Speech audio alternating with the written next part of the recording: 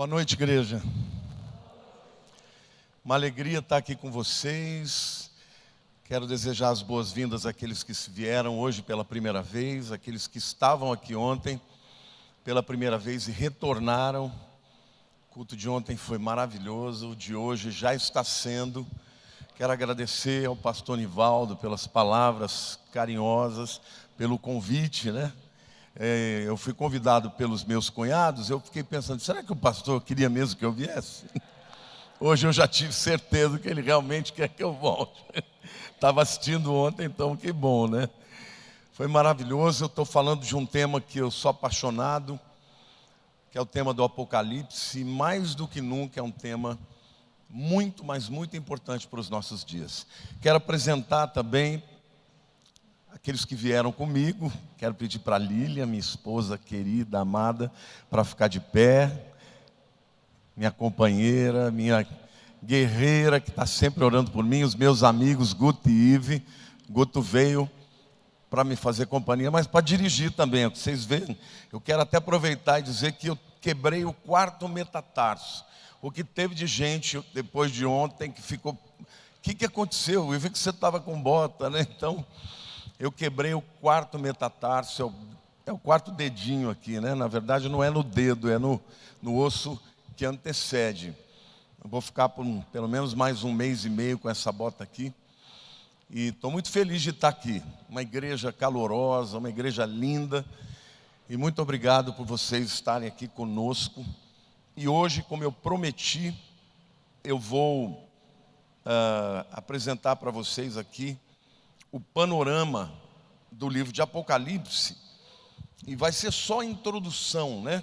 A parte do panorama, que é rápido. E em seguida eu vou falar para vocês sobre o arrebatamento e o fim da era da igreja, que é muito importante isso. Amém? Bom, queridos, eu queria dizer para vocês que o livro de Apocalipse é um livro que muita gente não entende. E muita gente deixa de estudar porque fala, é tão difícil, né? Então melhor não estudar. Mas existe uma promessa específica para esse livro. Quantos aqui sabem que ler a Bíblia é sempre muito bom? Mas existe uma promessa que bem-aventurado é aquele que lê as palavras dessa profecia. Então, o livro de Apocalipse é um livro muito importante para a gente estudar.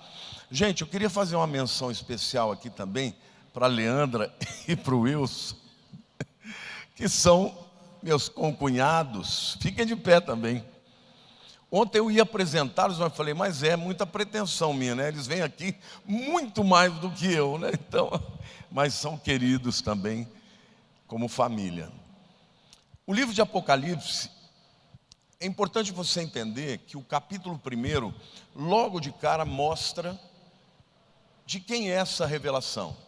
O texto da palavra de Deus, lá em Apocalipse, capítulo 1, versículo 1, diz assim: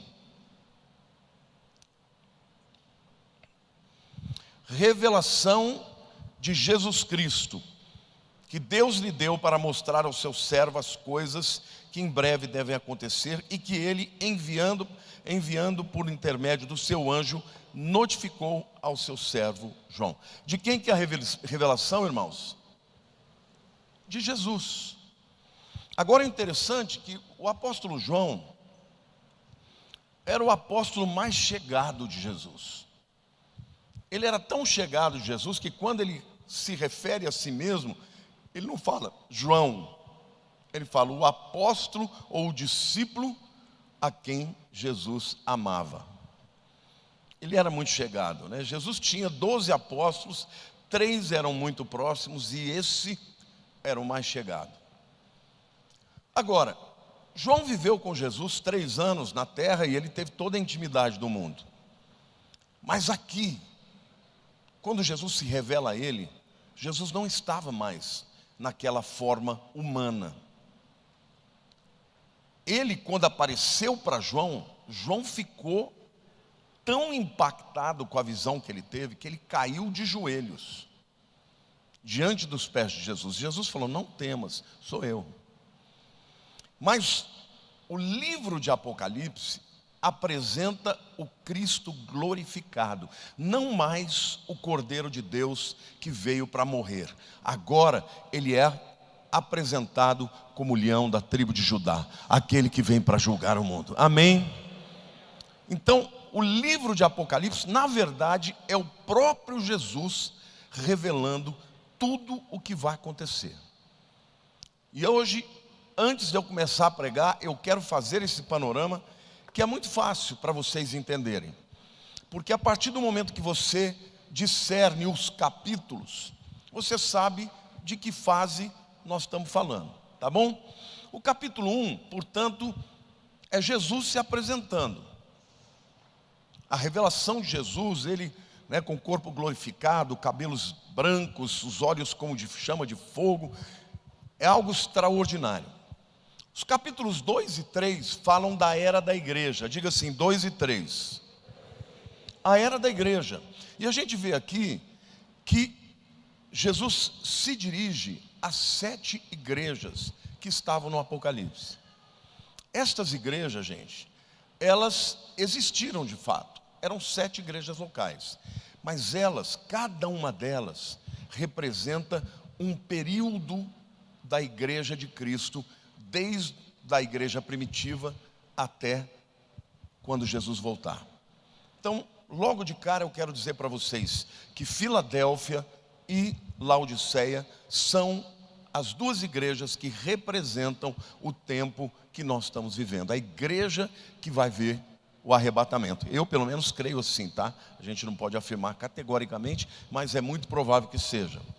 Filadélfia, a igreja verdadeira.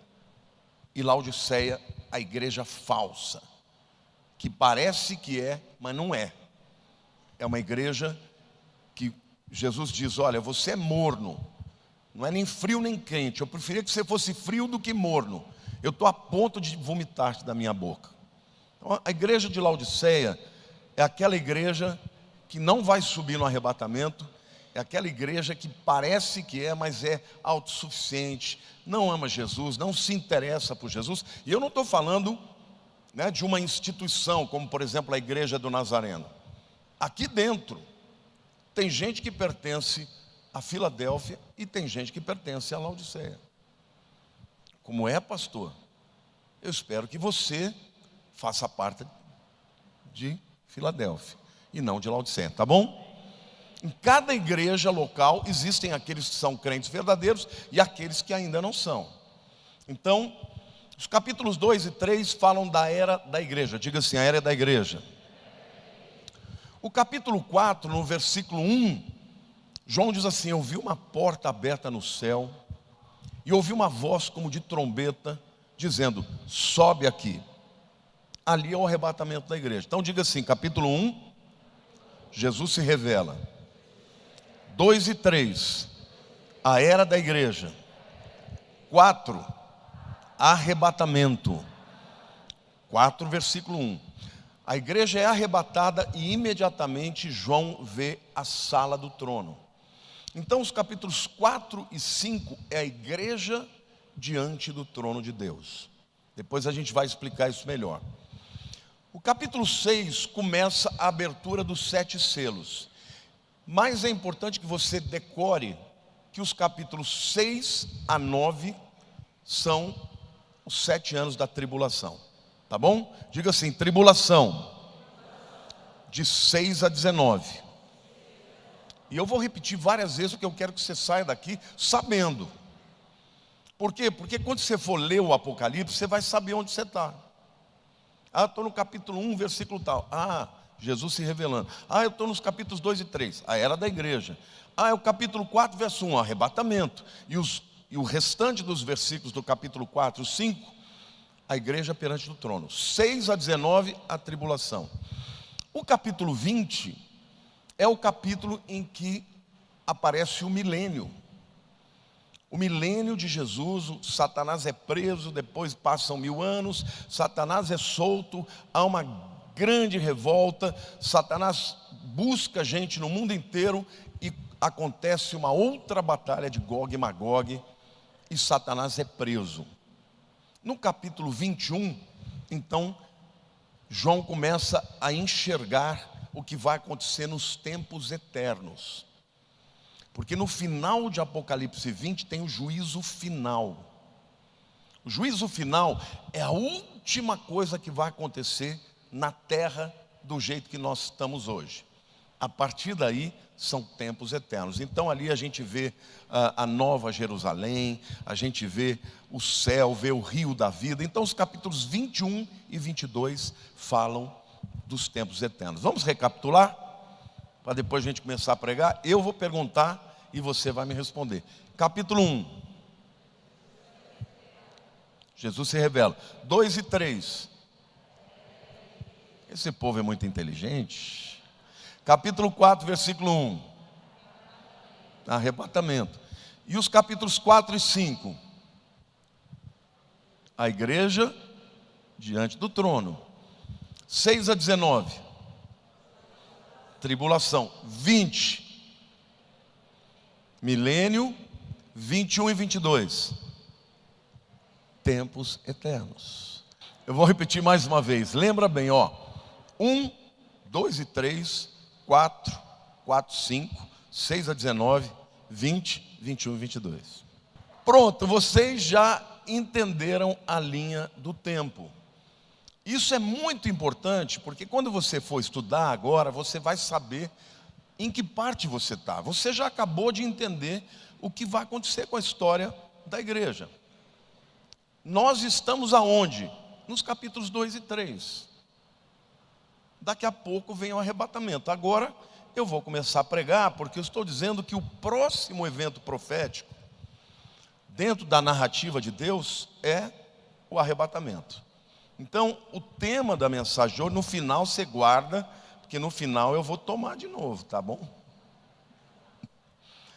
No final eu vou perguntar de novo essa sequência, porque isso é tão importante para a gente entender o livro de Apocalipse. Eu quero até aproveitar e sugerir, a mando da minha esposa, vocês sabem, né, que mulher manda na gente.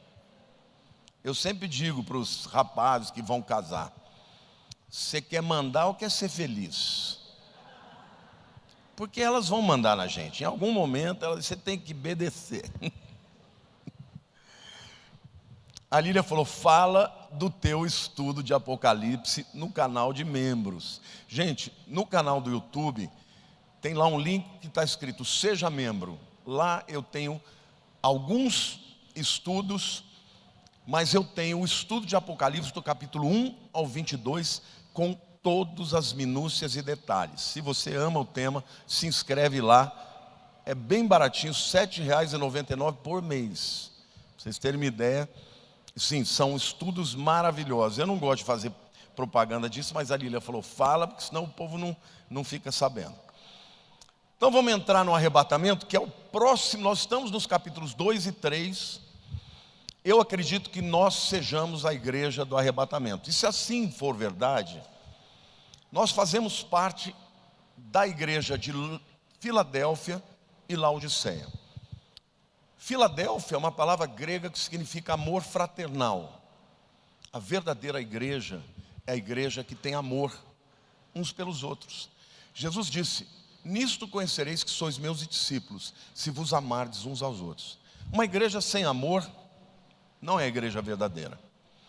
Mas Laodiceia, também no grego, laos é povo, e dikeia significa justiça. Então uma igreja que a justiça do povo vem antes da vontade de Deus. A nossa justificação não é nossa.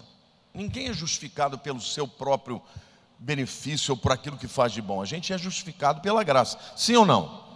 Então a igreja falsa é uma igreja que acha que ela merece, que ela tem direitos, que ela pode alcançar a salvação através da sua própria justiça. Bom, quando vier o arrebatamento, vai iniciar uma nova fase, que é a chamada tribulação. A primeira metade é tribulação, a segunda metade é grande tribulação. Esses 7 anos, gente, a própria Bíblia diz que é um tempo como nunca houve na história da humanidade. Hoje a gente fala dos piores tiranos que já existiram. Você poderia mencionar alguém? Hitler. Hitler matou 6 milhões de pessoas simplesmente por uma etnia. Então a gente pensa, esse camarada é horroroso, mas tem outros. Stalin, Mao Tse Tung, que mataram milhões de pessoas nas revoluções.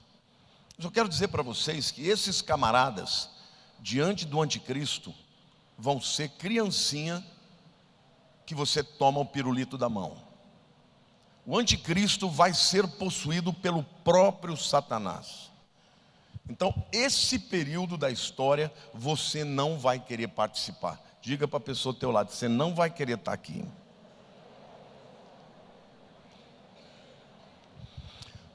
O texto mais clássico do arrebatamento, gente, está lá em 1 Tessalonicenses, capítulo 4. Nós vamos ler os versículos 13 a 18. Que diz assim: não queremos, porém, irmãos, que sejais ignorantes com respeito aos que dormem. Está falando dos que morreram, tá? Aqui é um eufemismo. Paulo não usa a palavra morte, porque morte também se refere à morte espiritual. Então, quando ele fala de crente que morre, ele fala dos que dormem. Não quero que vocês sejam ignorantes respeito aos que dormem, para que não vos entristeçais como os demais que não têm esperança. Pois se cremos que Jesus morreu e ressuscitou, assim também Deus, mediante Jesus, trará em sua companhia os que dormem. Ora, ainda vos declaramos, por palavra do Senhor, isto: nós, os vivos, os que ficarmos até a vinda do Senhor, de modo nenhum precederemos aos que dormem. Porquanto o Senhor mesmo, dada a sua palavra de ordem, ouvida a voz do arcanjo e ressoada a trombeta de Deus, descerá dos céus, e os mortos em Cristo ressuscitarão primeiro. Depois nós, os vivos, os que ficarmos, seremos arrebatados juntamente com ele entre as nuvens, para o encontro do Senhor nos ares. E assim estaremos para sempre com o Senhor. Consolai-vos, pois, uns aos outros com estas palavras. No tempo de Paulo, tinha gente que estava dizendo assim: Jesus já veio. E aí as pessoas estavam ficando tristes. Como assim já veio? Tinha até gente escrevendo por carta. Por isso que ele fala: olha, não queremos, irmãos, que sejais ignorantes com respeito aos que dormem, para não entristecermos como os demais que não têm esperança. Porque se cremos que Jesus morreu e se ressuscitou, assim também Deus, mediante Jesus, trará em companhia os que dormem. E ele diz: quando chegar a hora de Jesus voltar, os mortos em Cristo, tá? Em Cristo, só os que creram em Jesus, ressuscitarão primeiro. E depois os vivos serão arrebatados no ar. Vai ser assim, um cabelésimo, um piscar de olhos. Primeiro os mortos que creram e depois os vivos. Então, o arrebatamento que vai levar os crentes para a presença de Deus, só vai ter crente, não vai ter ninguém que não é salvo. Amém ou não? E quando as pessoas chegarem na presença de Deus, elas vão chegar diante do trono de Deus. E elas vão, nesse momento, comparecer diante de Jesus no tribunal de Cristo. Diga assim: tribunal de Cristo. Eu quero que você saiba a diferença entre juízo final e o tribunal de Cristo. Diga assim: tribunal de Cristo, logo após o arrebatamento. Diga assim: juízo final, depois do milênio. Então, no final do milênio, depois daquela guerra de Satanás contra Jesus, no milênio o diabo vai ficar preso 1000 anos, Jesus vai reinar. No final, Satanás é solto, ele junta as pessoas, vem para contender com Cristo, perde, e aí todas as pessoas, desde Adão, que não eram salvas, vão estar e mais as do milênio, que não são salvas, e as que são salvas vão comparecer no juízo final. Então, quando a gente falar tribunal de Cristo, diga: tribunal de Cristo é para galardão. Todo mundo que chegou lá está salvo, vai receber a recompensa pelas suas obras. Juízo final, diga, para salvação. Então no final do milênio, quando tiver lá o Senhor para julgar, a Bíblia diz que à direita estarão os salvos, à esquerda estarão os perdidos. Tá bom? Recapitulando lá, capítulo 1, Jesus se revela. 2 e 3, capítulo 4, 1, depois do arrebatamento, diante do trono. E dentro desse momento de diante do trono, tem o tribunal de Cristo. E eu vou ler para vocês aqui o julgamento dos crentes por suas obras. Mas diga assim, julgamento para galardão. Não é para salvação. Eu vou mostrar aqui para vocês. 1 Coríntios 3, versículos 11 a 15. Eles estão projetando aqui os versículos? Vocês estão acompanhando? Não? Então vou ler mais devagar. 1 Coríntios 3, versículos 11 a 15. Porque ninguém pode lançar outro fundamento além do que foi posto, o qual é Jesus Cristo. Contudo, se o que alguém edifica sobre o fundamento é ouro, prata, pedras preciosas, madeira, feno, palha, manifesta se tornará a obra de cada um, pois o dia a demonstrará. Que dia é esse? Quando a gente comparecer perante Jesus. Porque está sendo revelada pelo fogo, e qual seja a obra de cada um, o próprio fogo aprovará. Se permanecer a obra de alguém que sobre o fundamento edificou, esse receberá galardão. Se a obra de alguém se queimar, sofrerá ele dano, mas esse mesmo será salvo, todavia, como que através do fogo.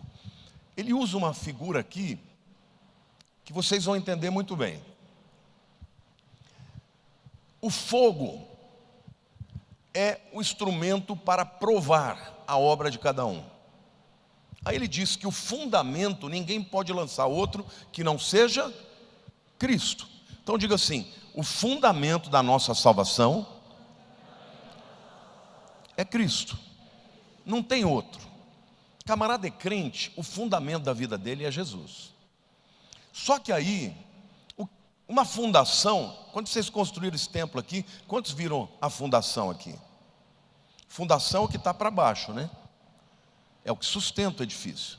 Sem fundação, as paredes não ficam. Então qual é a fundação ou fundamento? Jesus Cristo. Agora, o que você constrói em cima, Paulo diz que são as nossas obras. Só que ele diz que as obras de cada um são semelhantes a alguns materiais. Ele fala madeira, feno, palha, ouro, prata e pedras preciosas. Deixa eu perguntar uma coisa para você. O que acontece quando o fogo passa na madeira, na palha e no feno? Queima. Sobra o quê? Nada além de cinzas. Isso aqui Paulo está comparando com aquele indivíduo que as obras foram más. E o que acontece quando o fogo passa no ouro, na prata e nas pedras preciosas? Purifica. Você sabe, né, que o diamante, ele é forjado com alta pressão e alta temperatura. É o carvão que vira diamante. Então o que Paulo está dizendo é o seguinte: naquele dia você vai comparecer diante de Jesus. Por exemplo, um dia uma pessoa veio e pediu uma oferta. Ela estava passando fome e você tirou lá e deu R$100. Aquilo é uma boa obra? E se a pessoa, depois de ter dado aquela oferta, ela chega, irmãos, quero dar um testemunho.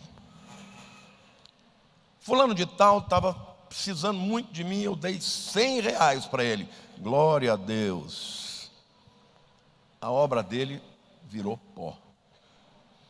Então naquele dia, gente, quando você estiver diante de Jesus, tudo que você tiver feito ou falado obras, ações, palavras, motivações, será julgado perante o fogo. E o fogo que vai passar por aquilo são os olhos de Jesus, como arde como chama de fogo, que vai enxergar mais do que as obras, vai enxergar a intenção do coração. Então naquele dia, todas as nossas obras vão estar diante de nós, diante de Cristo.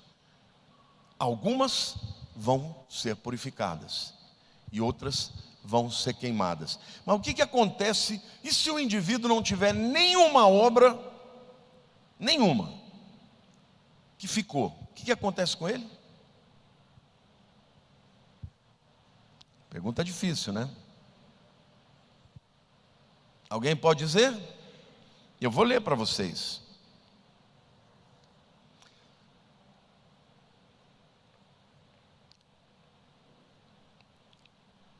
O dia a demonstrará, porque está sendo revelada pelo fogo. E qual seja a obra de cada um, o próprio fogo provará. Se permanecer a obra de alguém que sobre o fundamento edificou, esse receberá galardão. Se a obra de alguém se queimar, sofrerá ele dano ou perda, mas esse mesmo será salvo, todavia, como que através do fogo. Está claro ou não? O indivíduo perdeu a obra dele, porque a obra virou cinza, mas ele está salvo ou não? Está salvo. É o crente, vulgo crente churrasco. Ele vai chegar chamuscado, mas vai estar salvo. Você entendeu? Por isso, todo mundo que chegar lá já está salvo. E quando chegar lá, cada uma das nossas obras, eu acredito que todos nós vamos ter obras que vão permanecer e outras que vão ser queimadas. Eu não acredito que um crente de verdade não vai ter nada que sobre, mas cada obra vai ser provada pelo fogo. Aquele que a obra permanecer vai receber galardão, recompensa por aquela atitude, por aquela obra. Se a motivação foi errada, queimou, não sobrou nada além de cinzas, mas ele está salvo. Então diga assim: tribunal de Cristo, todos estão salvos. Diga assim: é para galardão, não é para salvação. Amém? Lá em 2 Coríntios, capítulo 5, versículo 10, o apóstolo Paulo diz assim: porque importa que todos nós compareçamos perante o tribunal de Cristo, para que cada um receba segundo o bem ou o mal que tiver feito por meio do corpo. É o mesmo momento, só que aqui ele diz que esse momento do juízo é diante do tribunal de Cristo. E aqui, esta palavra no grego é bemá, diga bemá. Era o pódio. Lá naquele tempo havia a corrida da maratona. O camarada, para chegar no pódio e ganhar a coroa de louro, ele tinha que cruzar a linha de chegada. Se ele tivesse corrido 40 quilômetros, mas não cruzasse a linha final, ele não recebia a coroa de louros. Se ele tivesse cruzado a linha final, ele ia receber a coroa de louros. E ele comparecia para receber a coroa diante do Bemá, que é o tribunal de Cristo. Então isso significa que o crente, para receber a coroa, ele tem que começar crente e até o fim. Esse negócio de começar e depois desistir, não vai estar lá. Tá bom? E mesmo se ele chegar lá, quando ele for julgado, as obras são para recompensa. Então, meu irmão, no dia do arrebatamento, quando você olhar para o lado e falar, já cheguei, você já pode dizer um ufa. Não tem mais perigo. Eu não sei o que eu vou receber, mas que eu vou estar salvo, eu estou salvo. Então, gente, esse julgamento acontece logo após o arrebatamento. O fogo vai provar as nossas obras. Alguns terão mais galardão, outros terão menos. Pastor, mas o que é o galardão? Ninguém sabe. Nós vamos descobrir lá. Existem algumas possibilidades, mas eu não vou mencionar aqui, senão vai gastar muito tempo. Agora, o que a Bíblia diz que haverá diferentes coroas. Vejam como ele está usando toda a metáfora da corrida. O camarada que vencia não era o que chegava em primeiro, era o que cruzava a linha. É interessante porque na maratona mais importante é cruzar a linha. Até o último que chegar é um vencedor, porque ele cruzou a linha. Aí ele estaria diante do pódio, que é o Bemá, que é o tribunal de Cristo. Ali ele ia receber a coroa. E a Bíblia menciona algumas coroas, mas eu creio que tem mais. Haverá diferentes coroas como galardão. A primeira que eu quero citar é a coroa incorruptível da vitória. Em 1 Coríntios 9, 25 diz assim: todo atleta, de novo, está usando a metáfora da maratona. Todo atleta em tudo se domina. Aqueles, ou seja, os atletas de verdade que estão correndo a maratona, para alcançar uma coroa corruptível. Nós, porém, a incorruptível. Portanto, gente, a primeira coroa é a coroa da vitória. É a coroa de quem cruzou a linha. Quantos aqui vão cruzar a linha e vão até o final? A Bíblia diz: ser fiel até a morte e dar-te-ei a coroa da vida. Tem que ser até o fim. Você tem que crer e continuar crendo até o fim, para poder receber a coroa da vitória, que é incorruptível. Por quê? Porque a coroa daquele tempo era uma coroa de louros. Depois de um tempo ela apodrecia. Mas a coroa que nós vamos receber, nunca ela vai ser destruída. Ela é eterna, assim como a nossa vida é eterna. Amém? Você pode aplaudir o Senhor?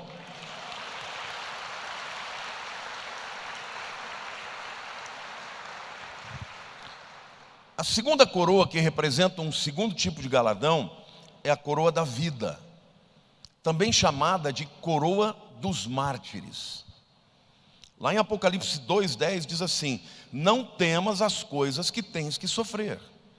Eis que o diabo está para lançar em prisão alguns dentre vós, para ser postos à prova, e tereis tribulação de 10 dias. Ser fiel até a morte, e dar-te-ei a coroa da vida. No tempo que nós estamos vivendo, muitas pessoas perderam a vida por causa de Jesus. Eu conheço um pastor, pastor Elias Dantas, que ele tem um ministério na Síria.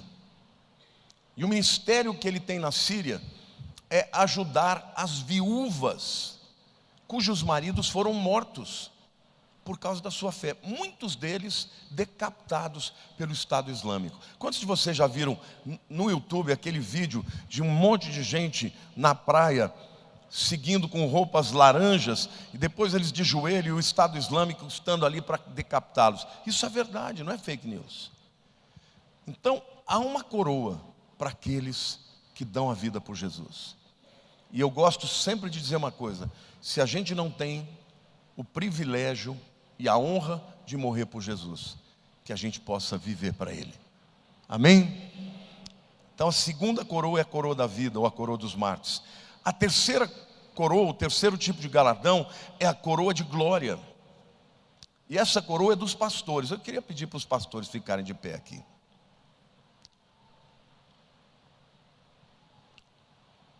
Tem algumas pessoas ainda que não têm o título de pastor, mas já tem o ministério de pastor. Eu vou ler para vocês e você talvez vai se encontrar aqui. 1 Pedro 5, de 2 a 4. Pastoreai o rebanho de Deus que há entre vós, não por constrangimento, mas espontaneamente como Deus quer. Nem por sorte da ganância, mas de boa vontade. Nem como dominadores dos que vos foram confiados, antes tornando-vos modelos do rebanho. Ora, logo que o Supremo Pastor se manifestar, recebereis a imarcessível coroa da glória. Não é maravilhoso, irmãos? Eu queria que a igreja aplaudisse os pastores aí. Muito obrigado.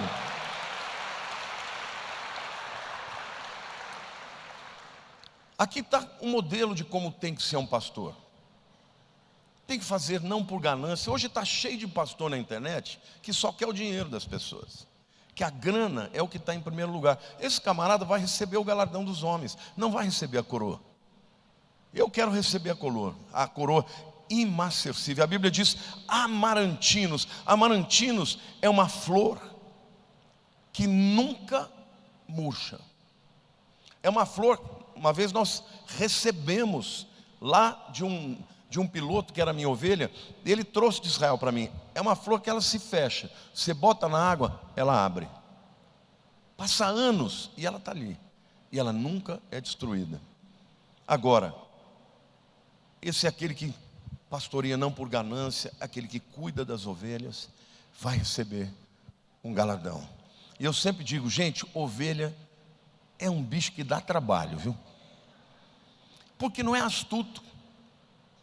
É muito fácil para o lobo levar a ovelha para o canto. Sabe aquele tipo de pessoa desavisada, avoada? Vem cá, vem cá, vem cá. Ela já vai indo.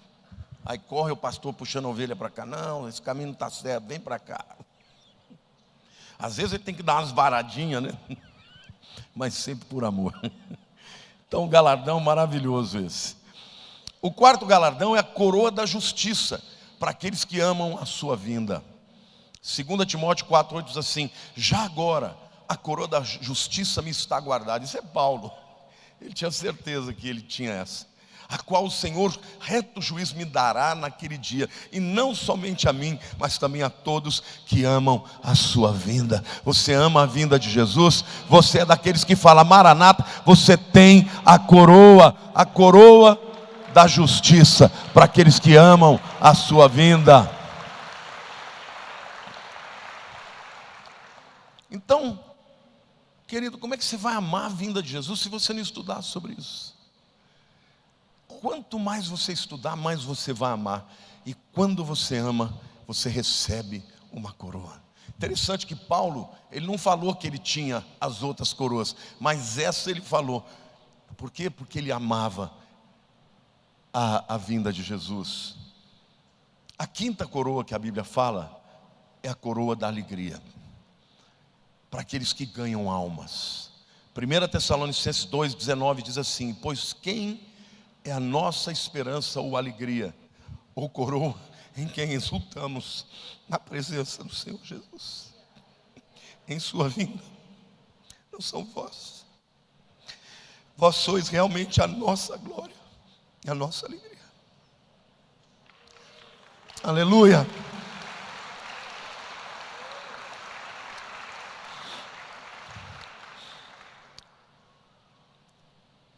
Eu respondo centenas de pessoas, milhares de pessoas. Eu não respondo, tem gente que me pergunta: eu tive um sonho. E aí vem com aqueles sonhos que nem o próprio Deus vai conseguir revelar. Eu não respondo uma coisa dessa, porque eu não sou a pessoa mais sábia do mundo. Mas quando alguém fala: pastor, estou querendo tirar minha vida. Ô pastor, eu aceitei Jesus, eu estou com depressão, o que eu faço? Essas pessoas eu respondo. Porque eu falo para Deus: um dia quando eu chegar lá, eu quero ver as ovelhas que vão dizer: eu cheguei aqui porque você pregou o evangelho para mim. E eles serão a minha alegria e a minha coroa, amém? Então pregue o evangelho, não é só para os pastores, é para todo aquele que ganha almas para Jesus, amém? Então, o momento do tribunal de Cristo, gente, vai ser um momento que vai ter choro e vai ter alegria. A Bíblia diz que Ele enxugará toda lágrima do rosto das pessoas. Eu fico pensando, como é que vai ser você estar diante do Senhor, sabendo que você não pode esconder nada diante dEle. Nenhuma palavra, nenhum sentimento, tudo o que você fez, até o que você não imaginava, vai ser exposto diante de nós, na presença dEle. E embora estará toda aquela multidão de pessoas, cada um vai ter um encontro tete a tete com Ele, ao mesmo tempo. E nesse momento eu creio que vai ser aquele momento de grande temor, mas ao mesmo tempo de grande alegria. Porque o mesmo Senhor que será o juiz é o nosso advogado. Então, queridos, viva para Jesus, sabendo que um dia você vai ter um encontro com Ele.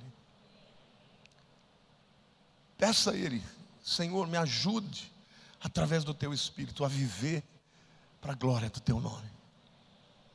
Eu não quero só fazer as coisas certas, eu quero fazer as coisas certas com o motivo correto. Porque eu quero naquele dia ouvir: filho, foste fiel no pouco, sobre o muito te colocarei. Entra no gozo do teu Senhor. Amém? Glória a Deus. Mas agora começa a parte difícil. Jesus entra na sala do trono. Eu creio que no momento em que a igreja vê Jesus entrando na sala do trono, já é depois do tribunal de Cristo. João ouve uma voz dizendo: quem é digno de abrir o livro e os seus selos? E houve um silêncio no céu, porque ninguém for achado digno, nem no céu, nem na terra, nem debaixo da terra. E João começa a chorar copiosamente.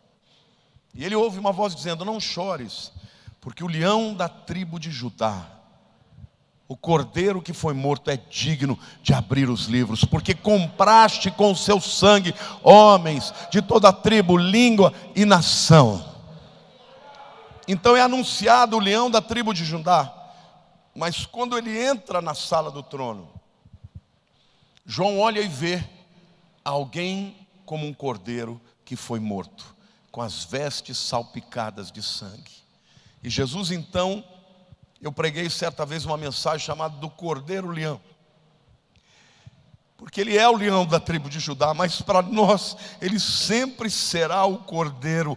Todas as vezes que nós olharmos para as suas mãos e o sinal dos cravos, e nós vimos isso, nós diremos: Ele me salvou. Eu não estou aqui porque eu mereci, eu estou aqui porque Ele me salvou, porque Ele morreu no meu lugar, Ele morreu a minha condenação, e hoje eu posso estar aqui. Amém, irmã igreja?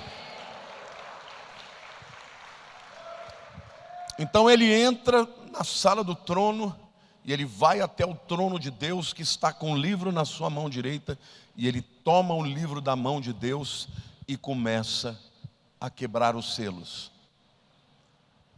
Dos 7 selos, os 7 selos são juízos. Portanto, o capítulo 6 começa a grande tribulação. Os capítulos 4 e 5, na verdade, João está sendo arrebatado para o céu, e ele está vendo o destino dos salvos. Mas no 6 ao 19, ele começa a descrever o que vai acontecer aqui na terra, a grande tribulação. Amém? E eu vou descrever para vocês os 7 selos, o que serão. O primeiro selo, irmãos, é o cavalo branco. Está lá em Apocalipse 6, de 1 a 2. Vi quando o cordeiro abriu um dos 7 selos. Quem abriu? O cordeiro. Um dos 7 selos, e ouvi um dos 4 seres viventes dizendo, como se fosse voz de trovão: vem. Vi então, e eis um cavalo branco, e o seu cavaleiro com um arco, e foi-lhe dada uma coroa, e ele saiu vencendo para vencer. Algumas pessoas interpretam erradamente o cavalo branco como se fosse Cristo. Não pode ser Cristo. Cristo está quebrando o selo, está enviando o cavaleiro branco. Ele não é o cavalo branco, ele é o que está quebrando o selo. E tem um detalhe: ele sai para vencer, mas ele vem para promover uma paz mundial. Este é o anticristo. Só que a paz dele é uma paz de Araque, que não vai durar. Não pode ser Cristo, porque o que Cristo estabelece, acontece.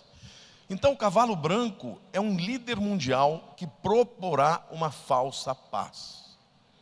Ele terá autorização de todas as autoridades mundiais para resolver uma grande crise, e a própria crise da grande tribulação.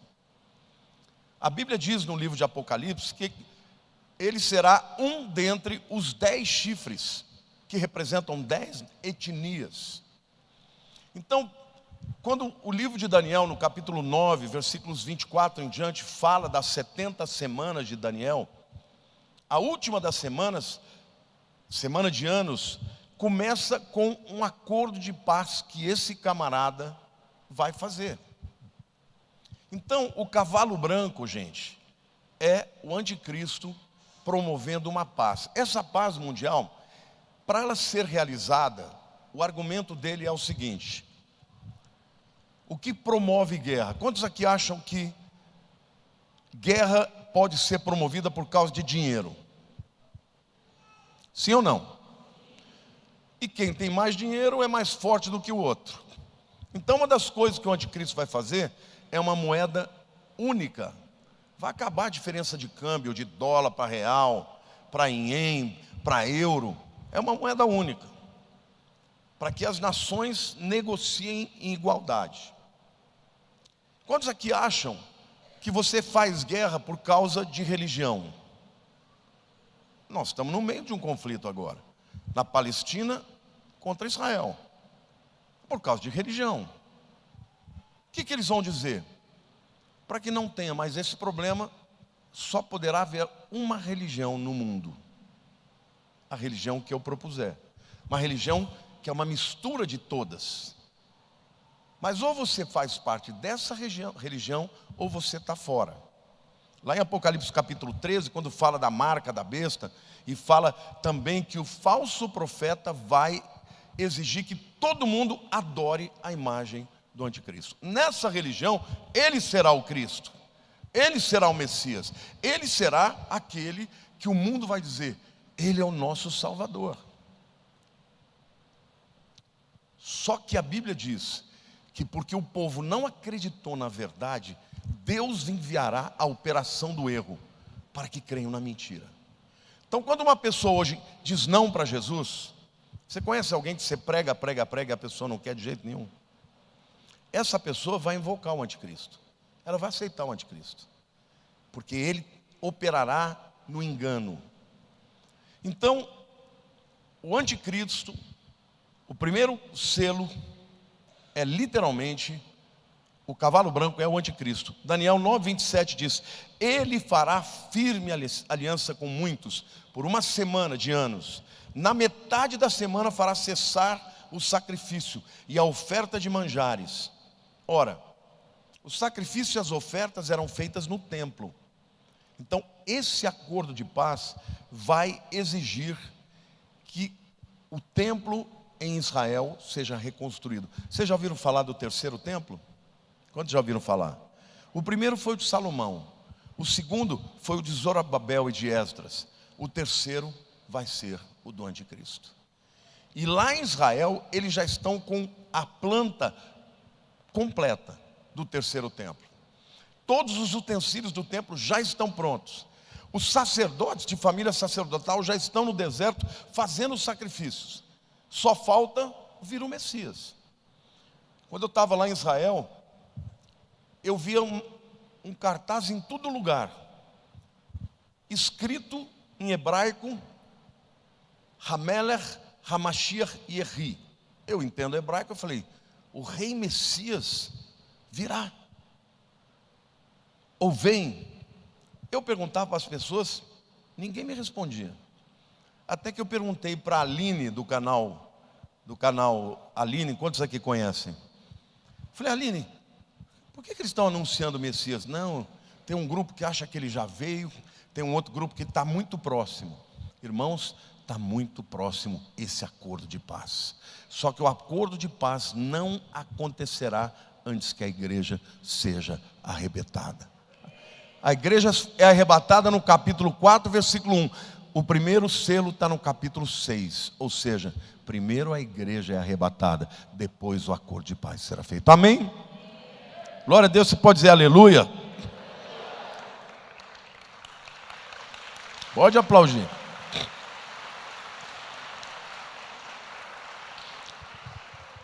Pastor, quando vai ser a metade da tribulação? Capítulo 12. Depois você lê lá, capítulo 12, quando Satanás tem uma guerra no céu contra o arcanjo Miguel, e ele é expulso definitivamente do céu, e ele cai na terra. Ali começa a segunda metade da grande tribulação. Então, do 6 até o 11, primeira metade. No 12, começa a segunda metade. Amém? Segundo selo, cavalo vermelho. Apocalipse 6, versículo 3 e 4. Quando abriu o segundo selo, ouvi o segundo ser vivente dizendo: vem. E saiu outro cavalo vermelho, e ao seu cavaleiro foi-lhe dado tirar a paz da terra, para que os homens se matassem uns aos outros. Também lhe foi dada uma grande espada. O segundo selo, o cavalo vermelho, é o cavalo que vai liberar guerra. Na grande tribulação, gente, vai ter guerra para todo lado. Por isso que eu digo, a paz que o anticristo vai promover é falsa. Vai continuar havendo guerra, entendeu? E aí, hoje, quando a gente vê o que está acontecendo no mundo, muita gente fala: pastor, mas nós já não estamos na grande tribulação. Não, Jesus disse que isso tudo é só o princípio de dores. Por exemplo, nós estamos vivendo num tempo de guerras. Isso é só fichinha para o que vai acontecer na grande tribulação. Nós já tivemos uma pestilência agora, uma pandemia, sim ou não? Um vírus letal, matou muita gente. Fichinha perante os vírus que acontecerão na grande tribulação. Então, tudo que está acontecendo hoje acontecerá na grande tribulação de uma forma muito mais intensa. E o segundo selo libera o cavalo vermelho, porque representa o derramamento de sangue. E foi-lhe dada uma espada. Espada, nas escrituras, sempre é símbolo de guerra. Então, gente, lá na frente eu vou dizer para vocês que um dos players, um dos personagens importantes na grande tribulação vai ser o islamismo. Quando chegar lá eu explico para vocês, mas já quero aqui começar a apresentar essa ideia. O terceiro selo, gente, é o cavalo preto. Apocalipse 6, 5, 6 diz assim: quando abriu o terceiro selo, quem está abrindo os selos, irmãos? Jesus. Pastor, então quer dizer que Jesus está abrindo os selos para acontecer isso tudo de mal? Sim. Porque será tempo de juízo. Lá em Apocalipse 3,10 diz que, lembra quando eu citei ontem? Porque guardaste a palavra da minha perseverança, eu vos guardarei da hora da grande tribulação que vem sobre todo mundo, para provar os moradores da terra. Gente, não é o diabo que vai estar cheio de poder na grande tribulação, é Jesus. É Ele que está abrindo os selos e dizendo: agora o juízo é esse. Agora o juízo é guerra. Agora o juízo é morte pela espada. E no terceiro selo é o cavalo preto. Capítulo 6, verso 5, 6. Quando abriu o terceiro selo, ouvi o terceiro ser vivente dizendo: vem. Então vi, e eis um cavalo preto, e o seu cavaleiro com uma balança na mão. E ouvi uma como que voz no meio dos quatro seres viventes, dizendo: uma medida de trigo por 1 denário, 3 medidas de cevada por 1 denário, e não danifiqueis o azeite e o vinho. Aqui literalmente, gente, é fome. O que acontece como consequência de guerra? Destruição de colheitas, a venda de commodities acaba, está acontecendo agora. Por quê? Porque as exportações não vão acontecer naturalmente, vai ter guerra em tudo quanto é lado, campos vão ser destruídos. Por exemplo, na Segunda Guerra Mundial, quando a Alemanha foi entrando na Rússia, a Rússia ia entrando para dentro do seu território e atraindo os alemães. Só que o que eles faziam? Eles queimavam todos os campos, queimavam todas as casas, os maquinários. Quando os alemães chegavam, o que eles encontravam? Uma terra devastada. E ali Hitler perdeu a guerra, porque ele invadiu no inverno e os soldados alemães não tinham o preparo que os russos tinham para enfrentar o inverno. Guerra faz isso, acaba com recursos, acaba com comida, e vai ser um tempo de muita fome E muita gente vai morrer por causa disso. Então haverá um colapso da economia e escassez dos alimentos. Inflação, porque quando falta comida, a comida sobe de preço. Ali ele fala, né? Uma medida, o que ele fala aqui? Uma medida de trigo por um denário. Um denário era um salário de um trabalhador um dia inteiro. Quanto que está hoje o salário de um dia de um trabalhador médio? Vamos pensar numa pessoa que ganha 5 mil reais. Quanto que ela ganha por dia? Divide 5 mil por 30 aí. 170. É comprar uma medida desse tamanho aqui de trigo por 170 reais. Eu não sou padeiro. Mas quanto será que precisa de uma medida dessa? Deve estar para fazer quantos pães? É muito dinheiro para um pãozinho, ou para alguns pãezinhos. Então, gente, vai ser um período de fome, colapso na economia, inflação, escassez de alimentos, fome generalizadas. O quarto selo, o cavalo verde. Versículos 7 e 8 do capítulo 6 diz assim: quando o cordeiro abriu o quarto selo, ouvi a voz do quarto ser vivente dizendo: vem. E olhei, e eis um cavalo amarelo e o seu cavaleiro. Aqui eu quero fazer uma correção. A palavra aqui não é amarelo. Na língua grega original é chloros, de clorofila. Que cor que é a clorofila, gente? É verde. Mas então, pastor, por que traduziram amarelo? Porque na natureza você tem cavalo branco, tem ou não tem? Tem cavalo vermelho? Tem cavalo preto? E cavalo verde, tem? Não. Então o tradutor falou: não pode ser verde, eu vou botar pálido. Não, é cavalo verde. Mas o que João está vendo, gente? Ele está vendo um cavalo verde. Eu trouxe, alguns anos atrás, uma interpretação que hoje já tem muita gente que estuda Apocalipse que está repetindo. Eu penso aqui que é o Islã. Eu vou dizer para vocês por quê. Tá? O texto diz: olhei e eis um cavalo, eu vou traduzir por verde, e o seu cavaleiro, sendo esse chamado Morte, e o inferno estava seguindo, e foi-lhes dada autoridade sobre a quarta parte da terra para matar a espada, pela fome, com a mortandade e por meio das feras da terra. Veja, esse cavaleiro, gente, ele vai matar, tem autoridade para matar 1/4 de toda a população da terra. De que jeito? Espada. Quando você estuda o islamismo, você saiba que o Islã, ele prega que no final do mundo virá o 12º imã, chamado de Mahdi. Já ouviram falar disso? Esse camarada vai implantar a guerra final, que é chamada de jihad. Já ouviram falar de jihad? Jihad é guerra santa. E eles dizem que esse imã, quem não se converter ao islamismo, vai ser decapitado. Então, eu acredito que esse cavalo verde aqui é o Islã. E por isso há uma grande possibilidade de que ele, o anticristo, provavelmente ele terá um viés islamita, o descendente de islamita. Por quê? Porque lá no livro de Daniel, quando fala do anticristo, diz que ele não terá respeito pelas mulheres.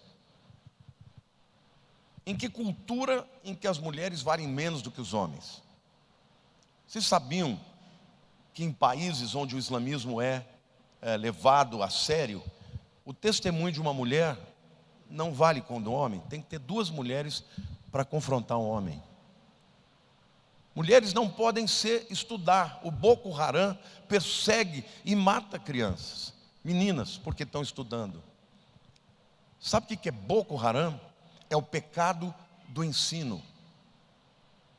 Então, eu tendo que esse 12º imã, o Mahdi, nada mais é do que o anticristo.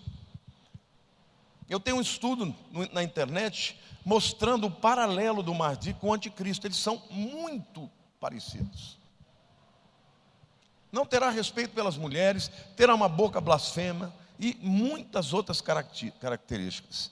Então, o que eu acredito que o cavalo branco é o anticristo, o cavalo vermelho são guerras, o cavalo preto é a fome e o crash, o abalo da economia, e o cavalo verde é uma somatória de todos esses. Mas pastor, por que o verde é o Islã? Se você fizer uma pesquisa na internet, todas as nações, ou pelo menos 90% das nações islâmicas, têm o verde na sua bandeira. Já viram isso? E o verde é a cor do Islã. Se você já viu uma nação onde tem aqueles minaretes, que são aquele lugar onde a pessoa vai lá chamar para as orações, a luz é sempre verde, em todas as nações. Minha impressão, mas obviamente eu tenho que ser sincero e dizer que não dá para cravar 100%. Então, gente, é muito provável que o anticristo seja alguém que tenha uma aliança, que tenha pelo menos uma tendência a acreditar no Islã como a sua própria religião. Provavelmente ele terá uma também raiz judaica, porque senão o povo judeu não o aceitaria, mas ele será um homem que vem com uma mensagem de engano e muitos vão ser enganados por ele. O 5º selo diz assim: quando ele abriu o 5º selo, vi debaixo do altar as almas daqueles que tinham sido mortos por causa da palavra de Deus e por causa do testemunho que sustentavam. Clamaram em grande voz dizendo: até quando, soberano Senhor, santo e verdadeiro, não julgas nem vingas o nosso sangue dos que habitam sobre a terra? Então a cada um deles foi dada uma vestidura branca, e lhes disseram que repousasse ainda por um pouco tempo, até que também se completasse o número dos seus conservos e seus irmãos, que iam ser mortos, como igualmente eles foram. Quantos aqui aceitaram Jesus e não tiveram que pagar com a vida por isso? Esse é o tempo de graça que tem sobre a igreja. O máximo que a gente no Brasil aqui sofre é alguém dizer: seu crentinho, perseguir você no emprego. Quantos já foram perseguidos assim? Gente, é ficha. Diga assim, é fichinha. Nesse tempo não vai ser assim não. Nesse tempo, o camarada que aceitar Jesus e não aceitar o número da besta, ele vai ter que fugir, porque se não fugir, ele vai ser morto. E vamos supor que exista alguém aqui, tomara que não exista, alguém na internet, aqui todo mundo vai subir. Vamos supor que o camarada ouviu falar disso e não acreditou. Jesus veio, ele não subiu. Aí ele entra na grande tribulação. Ele é malandro, ele é esperto. Aí chega o anticristo e fala assim: recebe a marca. E ele pensa assim: Deus, tu sabes que é de Araque. Eu vou aceitar a marca, mas não é de verdade. O que vocês acham que vai acontecer com ele? Já era. Não vai ter essa coisa, é de brincadeirinha. A Bíblia diz que o que receber a marca, o seu nome não será escrito no livro da vida. Então não vai ter escolha, gente. Ou o camarada vai perder a vida, ou ele vai fugir para o mato, ou ele vai perder a salvação. E aí, o que você escolhe? Ai, gostei do pastor. Teve alguém que falou assim: eu escolho morrer. Não, escolha subir antes. É melhor subir antes do que morrer, tá bom? Mas é isso que vai acontecer, gente. Vai ser um tempo em que muitas pessoas vão morrer por decapitação e elas vão comparecer perante o Senhor e vão receber vestes brancas e um galardão especial por terem dado a vida para Jesus. Amém? O sexto selo, lá em Apocalipse 6, de 12 a 17, diz: vi quando o cordeiro abriu o sexto selo, e sobreveio grande terremoto. O sol se tornou negro como saco de crina, e a lua toda como sangue. As estrelas dos céus caíram pela terra como a figueira, quando, abalada por forte vento, deixa cair os seus figos verdes, e o céu recolheu-se como um pergaminho quando se enrola. Gente, aqui eu preciso fazer alguns comentários. Terremoto, não preciso explicar. Sol se tornou negro como saco. Eclipse solar. Quantos já viram um eclipse? O sol fica negro. Então vai ter um eclipse solar. E a lua como de sangue. Eclipse lunar. Quantos já viram as luas de sangue? Deus vai mandar sinais para este selo, né? O sexto selo. Um terremoto, um eclipse solar, um eclipse lunar. E aí diz: as estrelas dos céus caíram pela terra como a figueira quando abalada pelo vento forte. O que é isso? Chuva de meteoros. Vai cair sobre a terra. E o texto diz que ainda, né, o céu recolheu-se como um pergaminho quando se enrola. Então todos os montes e ilhas foram movidos do seu lugar. Alguns acreditam que vai ser uma movimentação de todas as placas tectônicas da terra. E além disso, muito provavelmente por causa de uma guerra nuclear, os elementos se desfarão. Então vai ser uma conjunção de fatores de juízo de Deus, gente. Terremoto, eclipse solar, eclipse lunar, meteoros caindo sobre a terra e muito provavelmente uma guerra nuclear alterando os elementos dos céus. E aí diz: então os montes e ilhas foram movidos do seu lugar. Os reis da terra, os grandes, os comandantes, os ricos, os poderosos, de todo escravo e livre, diga assim, todo mundo, se esconderam nas cavernas e nos penhascos dos montes, e disseram aos montes e aos rochedos: caí sobre nós e escondei-nos da face daquele que se assenta no trono e da ira do Cordeiro, porque chegou o grande dia da sua ira, e quem é que pode suster-se? Esconder nos montes, o que é isso? Nas cavernas. Alguns dizem que são essas cavernas subterrâneas que são construídas hoje. Os Estados Unidos tem praticamente no país inteiro, com todo tipo de suprimento, alimento, para o camarada ficar lá 5 anos suportando uma guerra nuclear. Mas o fato é que no mundo inteiro as pessoas vão reconhecer que esse é um tempo de ira de quem? A ira do Cordeiro e daquele que se assenta no trono. E o texto diz: caí sobre nós e escondei-nos da face daquele que se assenta no trono e da ira do Cordeiro. Em outros lugares do Apocalipse diz: porém não se arrependeram para dar glória para Deus.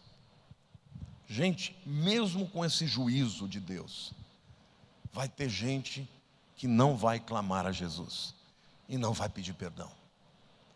É aquela pessoa que é dura de coração e mesmo com todas as evidências vai dizer não. E aí vem o último selo, capítulo 7, versículos 1 a 8.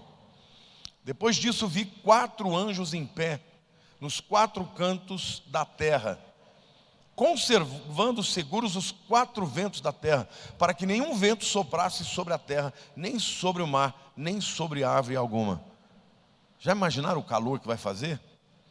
Vi outro anjo que subia da nascente do sol, ou seja, do oriente, tendo o selo do Deus vivo, e clamou em grande voz os 4 anjos, aqueles aos quais fora dado fazer dano à terra e o mar, dizendo: não danifiqueis nem a terra, nem o mar, nem as árvores, até selarmos na fronte os servos do nosso Deus. Então ouvi o número dos que foram selados, que era 144.000 de todas as tribos dos filhos de Israel. Da tribo de Judá foram selados 12.000, da tribo de Ruben 12.000, da tribo de Gade 12.000, da tribo de Azer 12.000, da tribo de Naftali 12.000, da tribo de Manassés 12.000, da tribo de Simeão 12.000, da tribo de Levi 12.000, da tribo de Sacar 12.000, da tribo de Zebulon 12.000, da tribo de José 12.000, da tribo de Benjamim foram selados 12.000. Aqui eu quero fazer um comentário. Os testemunhas de Jeová acreditam que esses 144.000, estou até envergonhado de falar na frente deles, porque eles sabem muito mais que eu, né? Que esses 144.000 é o número dos que vão ser salvos na terra, é isso? Não vai ter ninguém mais além dos 144.000. Ok, está acrescentando uma coisa aqui para mim, tá? Mas o texto não diz que é gente que vai salvar, diz que é 12.000 de cada tribo de Israel. São literalmente 12.000 judeus de cada uma das 12 tribos. São 144.000 judeus que a Bíblia diz que nunca tiveram uma relação sexual com uma mulher. São castos e eles vão pregar na terra que o Messias é Jesus. Primariamente eles vão pregar para que os judeus se convertam. Mas não vão ser só judeus que vão se converter. Porque lá nos versículos 9 a 12 do capítulo 7 diz assim: depois dessas coisas vi, e eis uma grande multidão que ninguém podia enumerar, e todas as nações, tribos, povos e línguas, em pé diante do trono e diante do Cordeiro, vestidos de vestiduras brancas, com palmas nas mãos, e clamavam em grande voz, dizendo: ao nosso Deus que se assenta no trono e ao Cordeiro pertence a salvação. E todos os anjos estavam em pé, rodeando o trono, os anciãos e os 4 seres viventes, e ante o trono se prostravam sobre o seu rosto e adoravam a Deus, dizendo: amém. Louvor e glória, e sabedoria, as ações de graças, e a honra e o poder e a força sejam ao nosso Deus pelos séculos dos séculos. Amém. Então, queridos, no capítulo 7, quando fala do último selo, João vê a salvação acontecendo no meio da grande tribulação. Primeiro 144.000 judeus para pregar para os judeus, mas na sua pregação também milhões e milhões e milhões de salvos de toda a tribo, de toda a língua e de toda a nação, glorificando a Deus. Então você fala, o diabo vai estar tomando conta? Não, ele vai perder também na grande tribulação, porque Deus vai salvar milhões e milhões de pessoas que vão clamar a Deus. E o texto diz aqui, eu não sei quantos de vocês se lembram daquele: grandes são as suas obras. Lembra desse cântico? Senhor Todo-Poderoso. Lembram? Quantos lembram? Justos e verdadeiros são os seus caminhos, ó reis das nações. Quem não temerá, quem não glorificará teu nome. Lembram disso? É desse texto aqui esse cântico. Então vocês já imaginaram o coro de milhões e milhões de pessoas cantando e glorificando ao Cordeiro, ao Rei das nações? Quem não temerá, quem não glorificará o seu nome? Amém, igreja? É a igreja clamando nos céus e na terra, os últimos que vão se salvar, glorificando a Deus. E eles vão entoar o cântico dizendo: amém, o louvor, a glória, a sabedoria e as ações de graças, e a honra e o poder e a força sejam ao nosso Deus pelos séculos dos séculos. Amém. Depois dos 7 selos, vem as 7 trombetas, as 7 taças. No final do capítulo 19 é a batalha do Armagedon, quando os exércitos do anticristo se reúnem, entram, invadem o território de Israel para destruir Israel. E o Senhor aparece no céu com as mãos feridas, e eles olham, e eles veem as mãos feridas. Ele diz: o que é isso nas suas mãos? Como foi que aconteceu?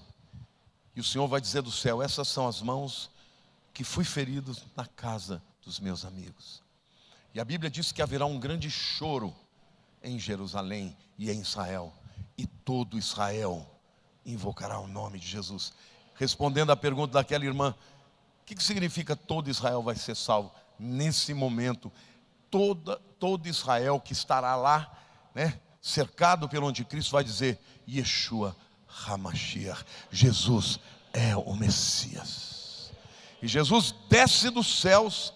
A Bíblia diz que sai uma espada da sua boca, que ele ferirá o anticristo e o falso profeta. E queridos, instantaneamente, todos os que estão contra Jesus vão morrer na hora.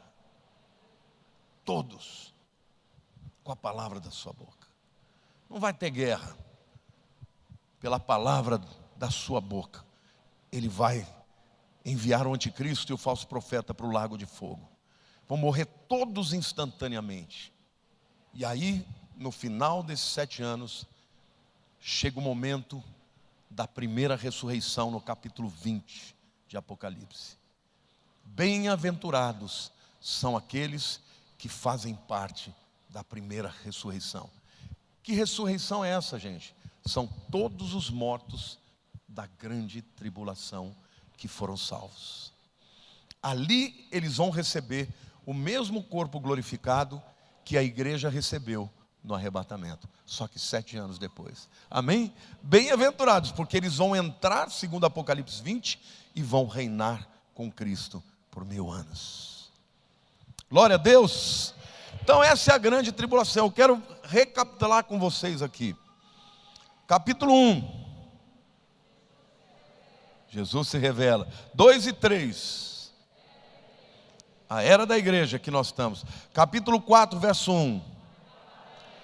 Capítulos 4 e 5. Olha, esse povo está muito firme. 6 a 19. A tribulação. Capítulo 20.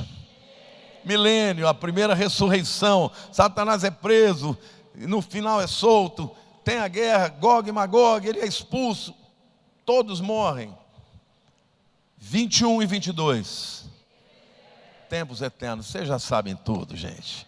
Parabéns, aplausos para vocês aí.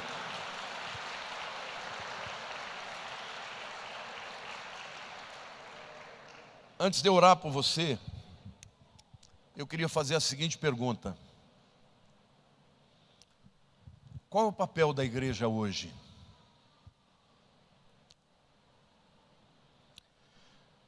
Em primeiro lugar, o papel da igreja, a noiva de Cristo, é se preparar para a vinda do noivo.